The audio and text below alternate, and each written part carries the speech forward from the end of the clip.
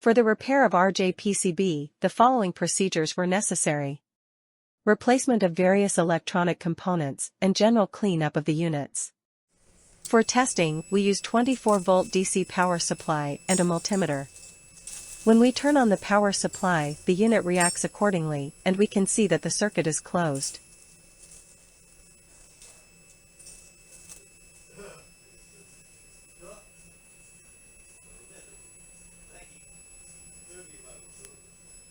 No further testing is possible due to lack of additional units.